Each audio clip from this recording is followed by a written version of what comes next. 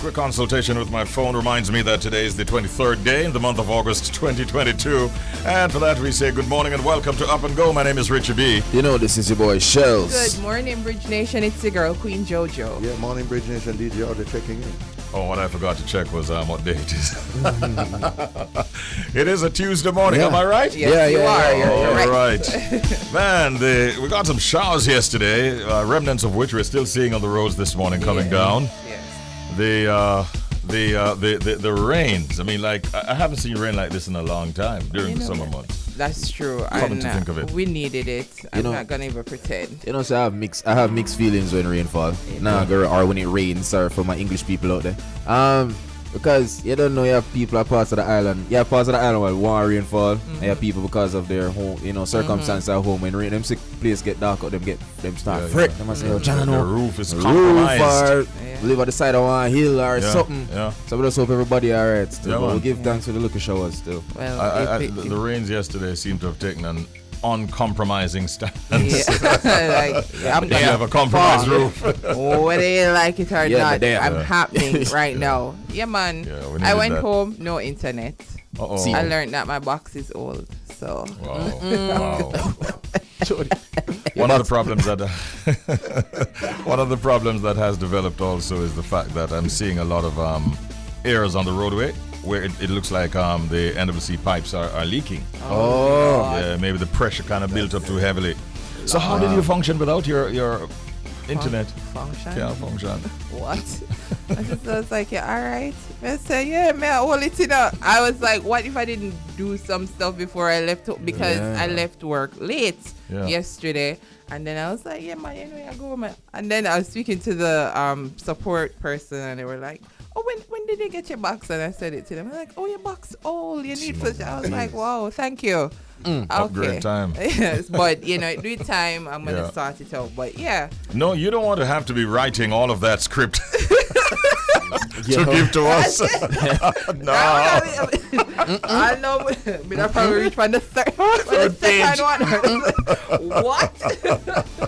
Out of a maybe 30-page document, Oh, you know what I mean? goodness. No, it didn't get to that, thankfully. No, thankfully. All right, so we'll be keeping your company until 10 o'clock this morning. We're here to get you up, to get you fed, get you dressed, and out to work, maybe school, shopping, or whatever. Good morning once again. Welcome, Bridge Nation. It's time for us to look at WTF. What's the fact? Alrighty then. Alright, so bubble wrap was originally intended to be, drumroll, wallpaper. Yeah, let that resonate for a second. Yeah, bubble wrap. But bubble wrap was invented in 1957 by engineers Alfred W. Fielding and Mark Chavanez, who sealed two shower curtains together, creating a smattering air of bubbles, which they initially tried to sell as wallpaper. Then, in 1960, they realized their product could be used for protection in packaging, and they founded Seal Air Corporation. Now, when the inventors showed the product to IBM, which had just launched its first mass-produced computers, the tech company became the first big bubble wrap client, and Sealed Air still exists today, Bridge Nation, creating both cryovac food packaging and, yes, bubble wrap. So, we're very close to having bubble wrap wallpaper. I like it. I like the idea. I think that would be cool. Yeah. The pudding shop one see. Richie. I think that would be cool. Bubble wrap. Interesting. Bubble wrap was originally intended to be wallpaper. A lot of It people didn't quite like turn out that way. I know a lot of females It that can work. get really excited, bubble wrap. Yeah. You know, they Yeah, the popping thing. yeah, It yeah, works. Watch Jody over there. It works. Stress relief. The popping. That's what I'm Pop, saying. pop, pop, pop. So I think Love what it. they can do, if someone hasn't done it before, is like have the stress relief room and just make the wallpaper be bubble wrap. You have a point. You heard it man. from Shells first. Yeah, Trademark that, Saji. Yeah. We work on the Trade it. paperwork. Can work it. Yeah, so like a room for be stress free and just wallpaper bubble wrap. Okay. Somebody's listening. Yeah, Sounds like a good investment. Yeah. it can work. Yeah, man. Somebody send me the template and we could see what going. All right. Yeah. That is it. WTF. What the fact? Bubble wrap was originally intended to be wallpaper. All right. Time for update. here are a few stories that we're looking at. We want to share them with you. Yes, Richie. All right, so Joshy goes 90s dancer with new Clash song called Dem No Bad. Now, the summer is ending and Joshy seems to have fully shifted gears, disregarding his usual trap beats and teaming up with producer DJ Frost to smack his opponents with the new song Dem No Bad, voiced on a hardcore 90s dancehall and seeming remake of Steely and Cleave's Giggy rhythm. The hook in Joshy's Dem No Bad samples Baby Wayne's Mama, which was voiced on the Giggy rhythm in 1991. His flow kind of give a Mad Cabra flow to it. However, listening to the song, guys, I'm gonna tell you the truth. I'm not shocked, but I'm just pretty much over it. It's literally death, kill him, tag him, death, gun, who better than who have the biggest gun, and I'm like, at this point, I'm over it. To me, it's lame. I don't care. It's lame. You know, give me something new, give me something fresh. Because if you can put this together, that means you could have sit down and think a little bit more and find other ways and means to hit hard to your opponent. It's a clash, you know, be innovative, be creative. We already know about gun, we already know about boy are dead, you are kill boy. You know, just do something else. To me, it's lame and it's whack, and we need to Clash. We need to go back to the old days when Clash did nice. Man, know to talk about things without it leading to death or whatever it is. You know, less violence we need right now. So I'm not here for it. It can't stay. And the timing kind of off still, because you know we saw the recent poll with 82% believing dancehall and crime correlated. This not gonna help. Exactly. And then we have to worry about the youths them take this, because if it's a Clash song, quote unquote, people are pick side. Side. So you have people upon Josh's side and whosoever else he's clashing with, and they are not artists. So you don't know what they are preying then, so to speak. So we have to be more responsible. And finally, I mean, I understand as creatives, you talk where you know and where you live, but I refuse to believe that this alone, Josh, you know? I can't that alone. I don't say I work hard and I make some money now. Exactly. Talk about that now. Show a different side. Yeah. You see me answer?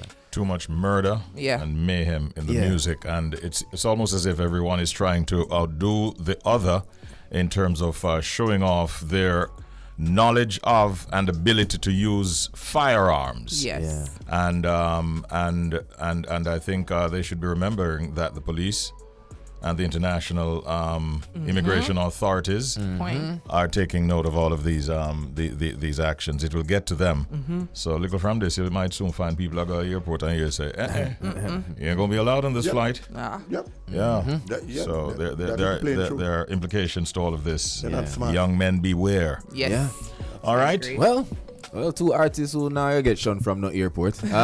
Sean Paul and Burna Boy. You know, them showing some love to each other during our show in Amsterdam, and you know they're just saying, general to general, respect you. So Jamaican superstar Sean Paul and Nigerian superstar Burna Boy united on stage Sunday night at the Reggae Lake Festival in Amsterdam, and the Grammy Award winning pair showed each other much love and respect. Of course, near the end of Sean Paul's set, you know, the artist greeted Burna Boy and his mother/manager, who were observing his performance from the sidelines. That's nice. You know, I think that's a good feeling.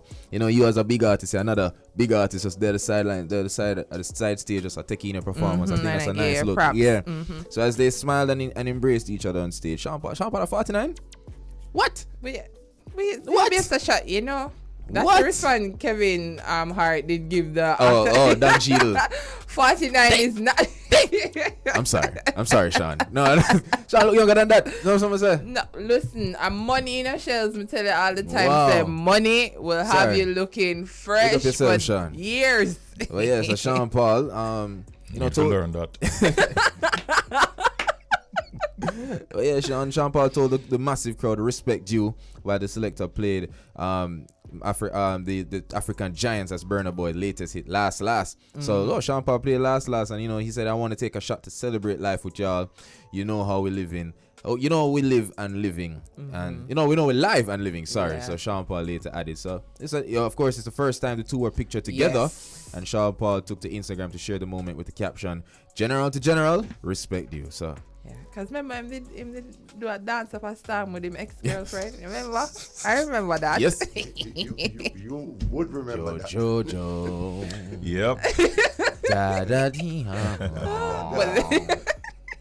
That was dope. Wasn't it? I'm trying to figure out how to sort of do this story. Okay. Because it turns out that I ended up with a super freaky girl. What? What? As the heading as the heading for my story. Okay. Oh, okay. All right. Now you might wonder what is she up to. Let's see if I can do some edits here. Yes. This super freaky girl has already made history. Yes. Yeah. She turned out to be the biggest solo debut in her levels of activity on the US and Spotify, where she garnered some 3 million streams and so on, and has beaten out all the competition. Harry Styles had no answer for her. Neither did Lizzo, for that matter, or even Beyonce. Couldn't Future tried, but he also failed, and he had Drake on his team with Thames. Yeah. So this super freaky girl now is set to debut at the top of the Hot 100 Billboard charts. Yes. It's Nicki Minaj. That's my girl. And that's the song that she has coming out. It has already scored 256 points in terms of the points that are allocated for new tracks that are coming out on the Hot 100. It has already streamed 20.4 million streams, actually, and 71,000 sales, along with 41 million airplays. So as it is, by Monday, when the new charts are published, it is expected that Super Freaky Girl by Nicki Minaj will be at number 1 on the Hot 100. I made it. Yeah. A lot of you stress did there. well. The barbs The in my work. barbs are out. Yeah, man, the barbs in my work. Oh my God. There you have it. Those are our items in. Update. Time for us to look at 2 features, or proverb of the day and our pet peeve of the morning. That's right, Richie. So our proverb of the day, Bridge Nation and Shells. Too much callaloo make pepper pot bitter. Too much callaloo. Make pepper pot bitter. I don't even know if shells eat callaloo. Yeah, man, Michelle, I want my favorite, man. Okay. Oh. All right. So I already know, so Jamaican. so yeah, man, callaloo have a little bit of vibes about it, you know. You understand what I mean? Say, what's that? Too much. Yeah. All right. But callaloo healthy. But So, too much with the pepper pot bitter. You know pepper pot? Me know pepper. What on the Jojo, man? Do months. I carry the 3 and plus the 5 and thing. What on, man? Yeah. All right. So too much callaloo. Even though callaloo healthy, the mere fact them say too much. And add the word bitter with all its negative connotations. Yes. I think they're trying to say, although something healthy, too much of it can be bad. Or something along those lines. Yeah, absence. One Ah, thing so? with you. Okay. So the the meaning of this proverb, there can be too much of a good thing. Oh. Yeah. All right. Yeah. All right. That makes sense. No. If the thing good, it too much. No, man, a real thing, man. No, man, a real Alright. thing, man. Trust me. I always wonder. I guess it's a balance, I think. Yeah, man, you have to balance. So you can't just shell callaloo every day. And I say, put too much callaloo in the pepper pot, it will bitter. Meaning there can be too much of a good thing. I've yet Agreed. to find it, but okay. Jeez, I'm peace, George. Keep searching. It will pop up I'm sure a lot of wives out there saying, somewhere along life's journey. Of girlfriend and wife are saying, I've yet to find it. So our pet peeve. We're heading over to pet peeve now. We know that pet peeve are things that others do that you may find annoying, irritating, or even upsetting. And here is our pet peeve for this morning. Uh-oh. People who are constantly on their phones. You're in the supermarket, you see people just walking around with a trolley and they're on their phones, whether it be you're out at a restaurant, people are just on their phones. You know, it's just like an epidemic. I mean, the people are addicted to the cell phones, or should I say the internet. Yeah, and that in an essence make them, they're not aware, you know, they're not aware, and they are not living in the present. You know, you find that they're very disconnected from life in some sense or the other. Yeah, man, that's what Okay. grinds me. Okay. Yeah. Well, Okay. the phone is keeping them connected Well, with their. Auntie, here we go. first Here we of go. all, Here we I go. use my phone with my food list on it. That's So almost. I'm The argument start off shaky, but you finish strong. You understand, man? So because, that whole phone usage in a supermarket. Who carry paper in with grocery list no more? Like, man, no, My not. sister. Oh, big up your sister. But like, next thing, I understand one when like they out on a date and thing. Yeah, man, I like say that either you do it with somebody, learn to experience the thing and whatever. Unless you. May I take picture of my food? So you lucky. Jojo. Auntie. What if the drink nice? May I take picture of it? So hold a second. Yep. All right, let's get back to it. Auntie would be annoyed Saturday morning if she'd see me. You know, Yes, yes. Because, I mean, I have my list on my phone. Yeah. And I try to memorize it somewhat by looking it over, and I kept having to Okay. go back to it several times.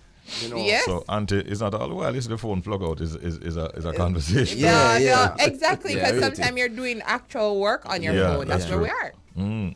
That's like a, But that's how it goes. but disconnecting is. I just drink some water. I'll go through. That's You know what I mean? right, Richie. Calm down. I agree with you. Yeah, drink some water. No, she good. person have a point. Yeah, there's the aspect of this learning to disconnect. I remember I said it yesterday. It makes sense, but then everybody will waste time on phone. Yeah. What would you Some do? of us work. What would you do without the phone for or can you do without the phone for a week? No bother with that. So I'm going to do my work. Look here, come here, man, Richie. How Challenge you We're gonna accepted. wrap up this because I'm going with foolishness in your Challenge accepted. Well, on, We're not well, upon on, that. well, Tell on, them don't British try that. Nation, if you see what I talk about with Jody, look at her face. Don't get them telecommunications company tonight. No. Can you imagine? Go on here, Richie. All right. Wrap this. Don't put all your eggs in one basket. All I'm right. sorry. All right. What you used to do So we have without the two of them. that was pet peeve. And now, ladies and gentlemen, we told you earlier on that we have a very special guest. At the age of 15 years of age, he was not able to read or write. He ended school at grade 9, and he recalls being able to check money as he went out on the road many days to hustle for his family. Well, fast forward to now, where he recently graduated from Northern Caribbean University and is a much happier man based on his accomplishments. He has a family, I think about 3 children and a beautiful wife, and there's a lot going on the positive tip for this gentleman who's our guest at this time, Pastor Marvin Pryce. Good morning, Pastor, and welcome to Up and Go. How you doing? I am doing well. Thank you very much for having me this morning. So my name is Richie B, and Shells is with me, and we're happy to have you on the program. Pleasure, man. It's a pleasure, Pastor. Indeed. Thank you, Richie, and thank you, Shells. Give thanks, man. Did I lie in anything that I said a while ago about you, or is that the real truth, 100% fact? Well, there was no lie. It's just that the challenge to read went beyond the age 15. Wow. As a matter of fact, when I accepted the Lord at the age of 21, that's when I started to learn to read. Individuals within the church hated me in that area. And so up until that time, I still was not able to read and write. Whoa. What else about your childhood would you like to share this morning? Because it sounds like it was quite an interesting journey. It was. Of course, I am the 8th of 13 children for my mother. Of the 13 of us, only one of us, in my understanding and knowledge, got the opportunity to attend an high school, and that was my last brother. And I am the only one that made it into a university. And we grew up very poor. Of course, we grew up in what we know in Jamaica as the ghetto. And, coming from the 1-bedroom lifestyle, 7 of us, 1 bed, the whole works. Hunger, suffering, challenges, going to the early school that we used to attend. As a matter of fact, there's one thing that stood out to me when I used to attend early school back in the days, is that we never had lunch money. And I can recall my mom visited the school that we used to attend at. At the time, there were 5 of us in school. And my mother spoke to the principal, who would ensure that we get a meal, whether it was the Nutribullet and milk or it was cook lunch. But that became a level of, mockery to us on school ground. Persons would laugh at us going through those phases. But in the long run, and where I am at today, I look back at my journey and I can celebrate. It's not necessarily where one is coming from or where one comes from, but what is the intent of the future and where one desires to go. And so even as I reflect on the past, I can use the past today as a stepping stone, knowing that my past is not a place of residence, but a place of reference. And so I look back in my journey forward, but I'm not dwelling in my past. And encouraging someone this morning, I would say to them, you would have had a rough beginning, but you can always move past your past. Amen. Amen. Wow. Whew. Pastor Marvin, thank you for that one. Shell's here once again, sir. Now, when reality hit, right, at 15 years old, that you were unable to read, and you had to stop going to school, how did that make you feel? Like, what was your mindset like at that moment? What was the first move? The truth is that at that moment, there was no thought as to what was best or anything like that. As I said, I have been a hustler maybe from I was about 9, 10 years old.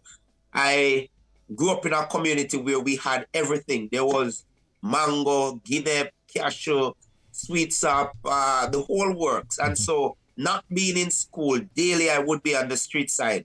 I would be selling whatever I was able to sell. At the age of about 11, I started working because my mother used to hustle as well. And she would work on whatever construction site. And so by the age of 11, I was on the construction site working. So not dropping out of school, or rather closing early school at age 14, going 15. I went straight into the construction industry. I wasn't giving thought as to whether or not this was a future career or anything like that. I didn't see a better way out. And of course, at that time, at that age, I was mixed up in a number of things because growing up in the ghetto, I was exposed to a number of things. Right? I was exposed to crime and violence. I had a taste of that. I was in the dance hall. That was like a comfort zone for me. And the whole works of living what we would consider to be a wretched life. I have been there. And so at that age, there was no looking into the future to say, is this the best path? Am I heading down the right way? Or anything like that. It was not until, as I stated earlier, when I became a Christian, when I accepted Christ at the age of 21, that's when I started to see things from a different perspective. There were individuals around me within the church that would have guided me and to help me to know. I share with you, the first time I was asked to read the Bible at church for a divine service, I was given the text maybe about 2 weeks before I went home. I asked individuals around me to help me, and I got the text in the sense where I could rehearse from memory, but I could not speak English. And so when I went up the Sabbath to read the Bible, I read in what we know as the Jamaican patois, the Jamaican Creole. And an elder of mine at my home church, while I was coming down from the platform, she pulled me to the side and she said to me, she said, not so, not so. And she's a soft speaker. And then she said to me, you are a child of God. No, you cannot continue in this manner. And that was another, that went into another situation because I left church that Sabbath, trying to speak English. And you know the Jamaican system, that a person who doesn't speak English and only know the Jamaican Creole, if you try to ask them to speak English, they'll put on a little European accent and the Jamaican patois, thinking that we're speaking English. And so that's what I went out doing. And I was at Dembe because I used to sell peanut and peanut cake, of course, to make a living. That's after I just came in the church. And I was at Dembe one day and I was selling. It was Dembe Shogun. I was selling, and a group of high school students from a school in Kingston saw me, and they were buying peanuts, but they were laughing me to scorn, and I could not understand why. And one of the young ladies came over and she took me and she said to me, she said, "Sir, we know that you're trying your best, but you're not doing well trying to speak the English. You can just leave it alone." And I tell you, Richie, at that point in time, I felt as if I wanted the earth to open and just swallow me up. I leave there. I left Demby that year feeling torn, broken, disappointed. And I remember I went home and I prayed and I said, "Lord, I cannot continue like this as a child of God. I need you to help me." And I kid you not, I would attend every service that takes place at my home church. And there were members at the church that worked with me, two ladies in particular. And if you don't mind, I'll just call them by name. Go ahead. Sister Margie Little and Sister Gloria Simpson. I remember attending fasting service on a Wednesday, and we had fasting from 6 until 12. And within those hours, I would be taught to read the Bible. And that's how I learned. And moving from there, God has done a tremendous work. I praise the Seventh-day Adventist Church because it's more than just a church. It's a university. It's a financial you can learn everything within the Seventh-day Adventist Church. All right. Wow, that is it's such a fantastic story that we're listening. What was it like as you embarked on higher education at NCU? No doubt that journey came with its own set of challenges, and then moving right into starting a family. Take us through those years as quickly as you can. All right, so I started a family before starting NCU. Okay. And my wife was and still is the strength of my journey. She's the one who encouraged me. She's the one who has been there to say, "Hon, you can do it. It's a possibility." And of course, my wife is a brilliant young lady because when I met her, she had 7 CXC subjects, and she had distinction in 2, including math.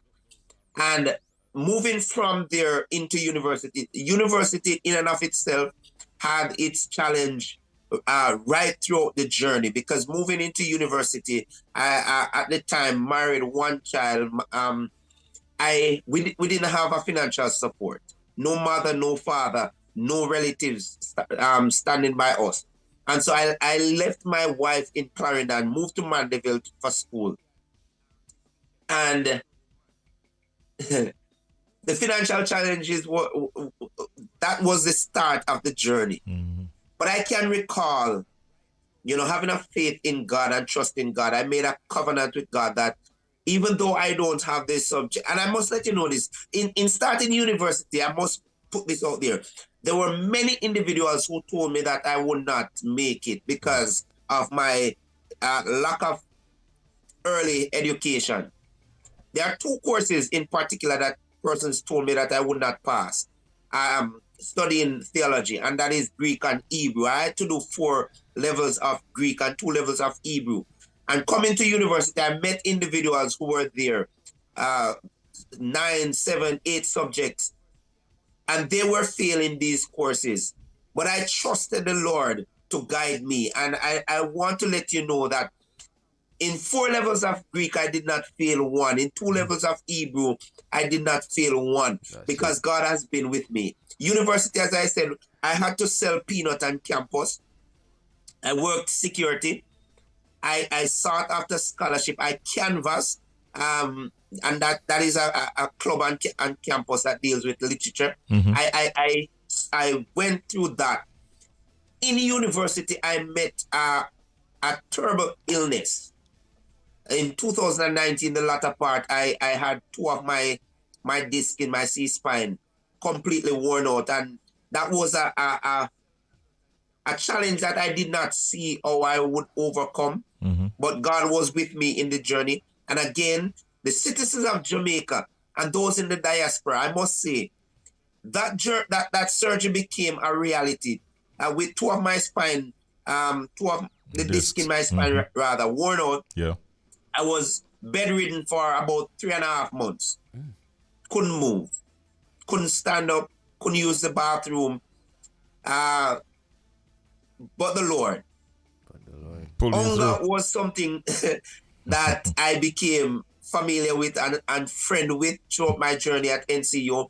But I am happy to know that because we had a vision, and the vision, Richie, was to make better of our life. Yes. And that includes myself and my family. Absolutely. The vision also is that in accepting Christ, we are adamant to let individuals within situation that we are coming from know that there is a better way out there. And yes, I have been a part of crime and violence, but I want to say to somebody this morning who is still there that there is a better way to life, right? And I believe that many of us grew up in the ghetto situation.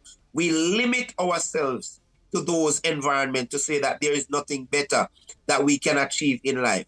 But I stand this morning to encourage somebody that if you desire to have a better path, it is available.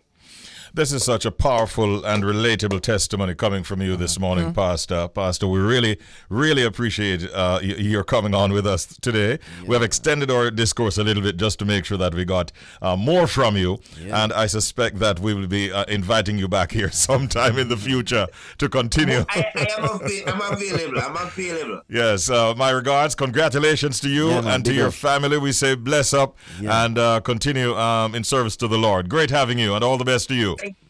Thank you very much. Blessings, Pastor. All the best. Pastor Marvin Pryce. Let the church say amen.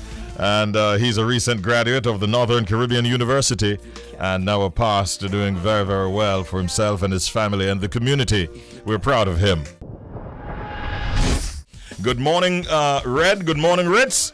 Good morning. All right. Hi, how are we this morning? Greetings to you. Allergy season, or maybe I just did too much in Jamaica. Not sure. Well, but I am nursing it. Oh, I see. I have my ginger tea, All right. Tylenol, Claritin. Okay. I thought that was coffee. Oh, this one's coffee. Shout outs to coffee too.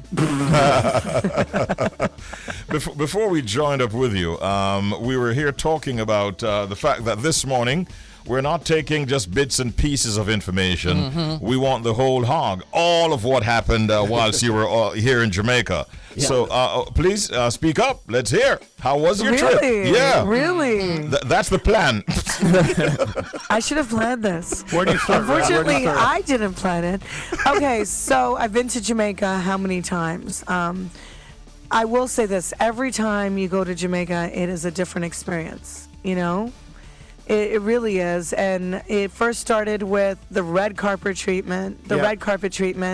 As soon as we arrived, Jamaica Tourist Board had our names on signs. Here's the funny thing, Richie and Shells and Audley. Do you know how many people went up to them at the airport and were trying to pretend they were Ritz? And they're trying to scam the free trip. They were like, hey. And then some were just so happy. Like a lot of people from Toronto were just so happy to be like, hey, you know, we're from Toronto too. We listen to that station. So it said DJ Ritz, DJ Red, and DJ Specs. And, you know, it started off really good.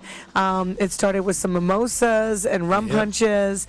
And the hotel was great. The Ocean Eden resort. We have to big them up. I want to go back and go on the family side at the Coral side. And also we have to shout out Swoop Airlines for bringing all of our listeners and our guests. It was really good. Shout outs to Mishi Me, Julie Black, Killa T. And it was crazy because every minute somebody was arriving. Like it was like they were just sold on it. It was good vibes. You know, there's something about the mountains and the air and the food that just really make you just really celebrate the best of yourself. It really brings out the best of yourself. And, you know, getting a nice tan, a swim up pool in my room. I mean, that was a bonus. Also, meeting Richie B in person was also a super highlight. I don't know if you want to tell anybody that because he was like, you tell us. But yeah, Richie B came and saw us and we had some fun. It was really, really good. I wish you guys were broadcasting live there. Next time we got to work it out. Yeah. Definitely because, I really want to meet Nikki as well and Shells and Audley.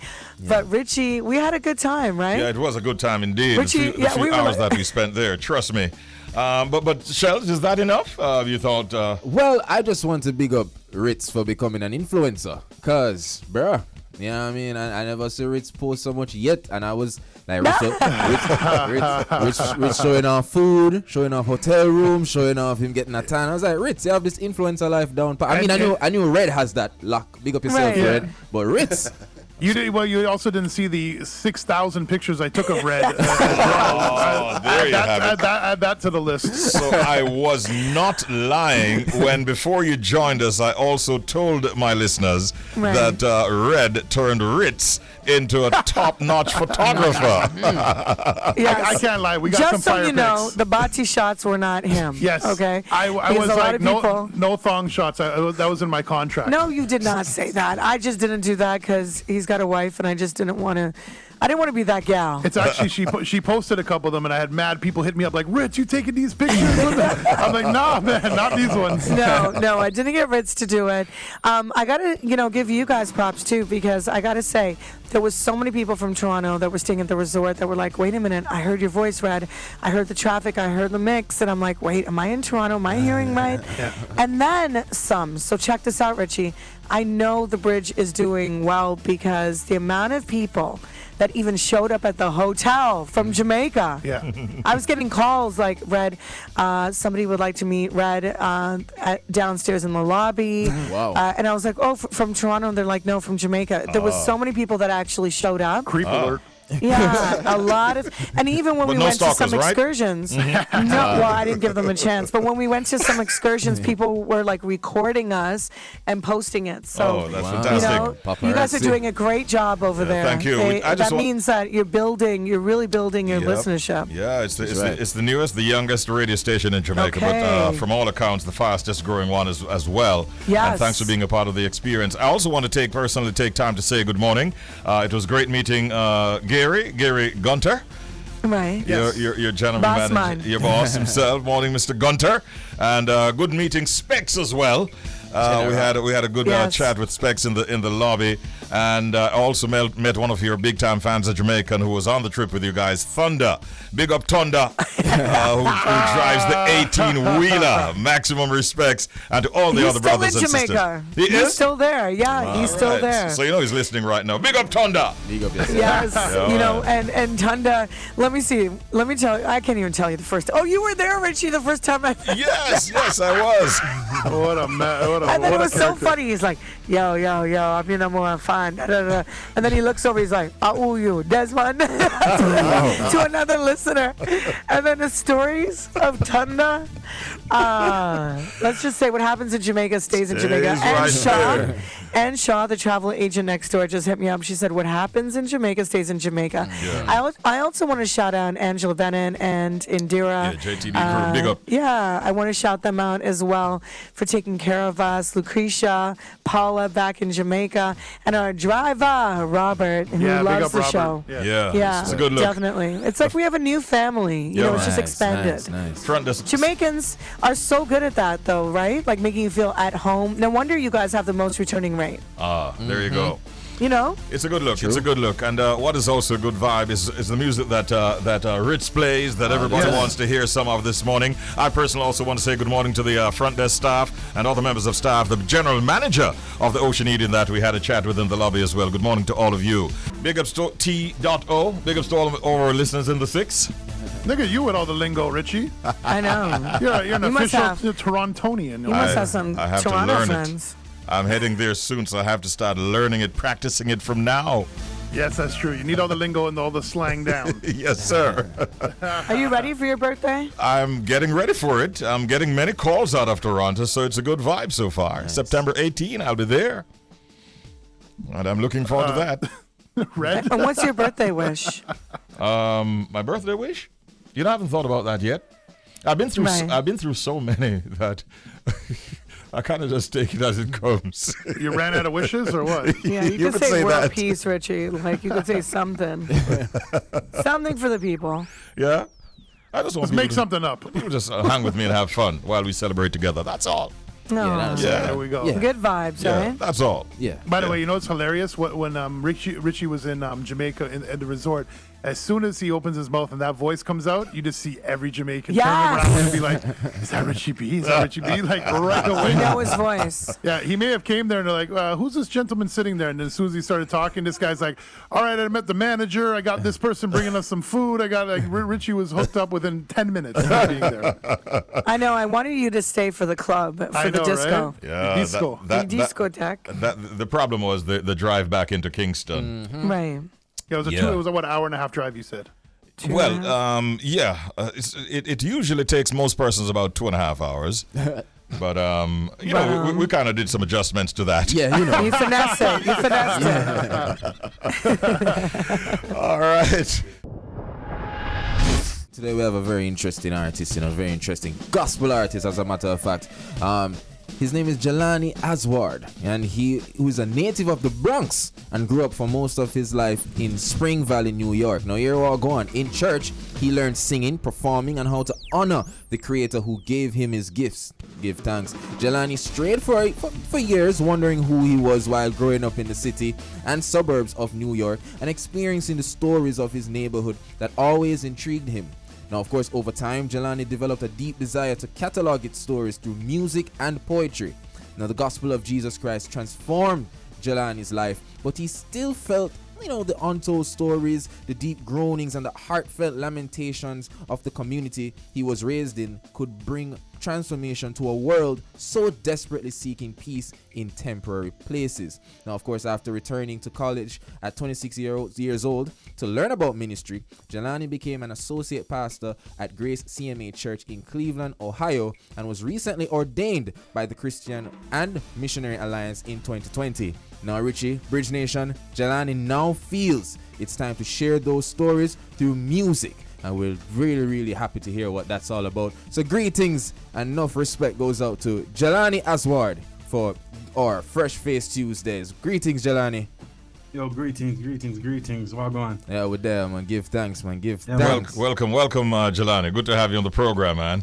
It's a blessing. It's an honor for true. Yeah. Now I have to kick it off like this because I'm just curious. I love stories about how people use faith as a message in the music, because a lot of persons still feel like music and spreading their faith can sometimes not work out, especially when it comes to capturing audiences. Now I'm curious, at what moment though did you realize that music would play a role in your ministry? Because not many persons decide to take that route. Yeah, for years, I've been doing music as long as I can remember, and it's always been intertwined. So, growing up in church, learning how to sing, learning harmonies, seeing live musicians play, having Jamaican culture, listening to Morgan Heritage, listening to the Abyssinians, and Saturday morning, cleaning. There was always this call, this beckoning from the inside, you should get into this, you should write. And as I realized I had some ability, I started to dig into that. And it's really been more of a wrestling and a battle to stay true to what I believe and stay true to the art form and the quality. That's really what the challenge is, because I think a lot of people associate Christianity or Christian music with sometimes mediocrity or sometimes a style that's out of touch.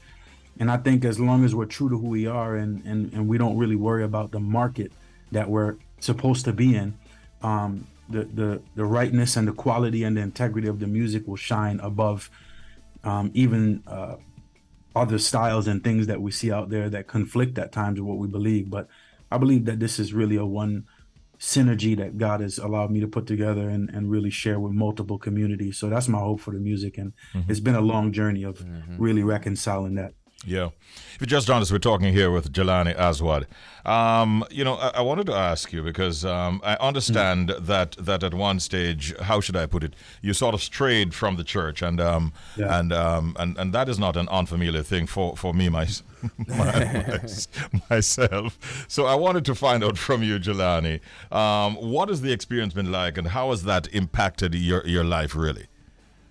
More specifically, I think initially it was really a matter of me believing for myself, not what my grandma said, not what I heard in the church from the pastor. It was me coming to a realization and realizing that, listen, all have sinned and fallen short of the glory of God. Amen. And nobody is righteous. You know what I mean? Only God, only Jesus can make somebody righteous. So first I had to accept that, but I didn't accept that till I sat down and did some independent study myself. You know, back when I used to bun spliff and live that lifestyle, I was open in the Bible. I was searching, I was seeking, and I was sitting down reading. And as I read through the scriptures, first of all, as a rapper, as a musician, as a singer, first thing I said to myself was, nobody can say or write the things that Jesus said unless it was God. Because as an artist, we sit down and we toil over, how do I say something that hasn't been said before? How do I say something that's going to connect with the most people? And the pages of scripture already have that. And I said, if this book, 2,000 plus years old, can connect with me right now, it's time for me to get in the game and make a difference. And I'm going to take it serious, because at that stage in my life through music, I'd already been rejected, not getting deals, things falling short in music. And I said, listen, I have nothing to prove but nobody to nobody. So I'm just going to jump headfirst in.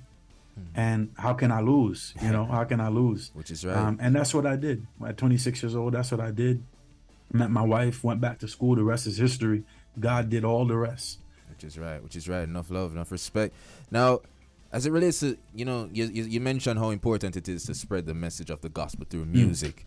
What I'm realizing nowadays, and I respect a lot of gospel artists for doing it, is the changing of the style of music. So I'm curious to find out, what's your style of music? Would you say is it churchy, or do you have some little elements in it that can reach, you know, a lot of generations to come? I think, and this is an interesting theory that I've, over time, as I've wrestled with, again, reconciling faith, art, and that whole world coming together. I think I'm a pastor, so naturally when I'm dealing with the body and when I'm dealing with people who get out their house and come to a church, I want maximum engagement. They know who God is at times. They know of God. They have a familiarity. So our goal there is to allow people to worship with what God has done in their life in that moment. That's for Sunday. That's that experience of when the body gathers together. But then there's the people who come from where I come from and did what I did and lived the lifestyle that I used to live. What am I going to say to them?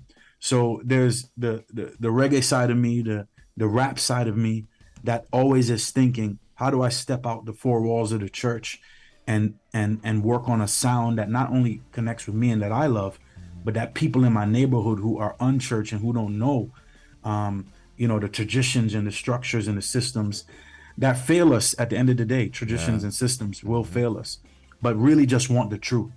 And how do I inject the truth in the music? So hopefully that answers your question. It did. Thank you. I want to pick your brain on something that has been out there in the news pretty much recently, where seemingly a very rich pastor was robbed of jewelry and all kinds of stuff valued at well over millions of dollars.